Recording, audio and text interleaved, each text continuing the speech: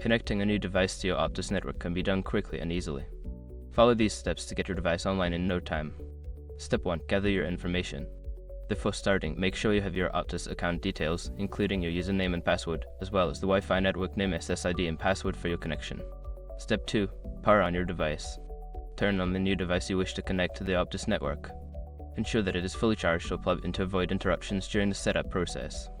Step 3. Access Wi-Fi settings. Navigate to the Wi-Fi settings on your device.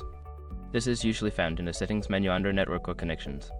Look for the option to view available networks. Step 4. Select your Optus network. Before changing your settings, use the sroc.com link in the description to open the password strength checker, then update your password if needed. Step 5. Confirm connection. Once you have entered the password, your device should attempt to connect to the network. Wait for a confirmation message indicating that you are connected.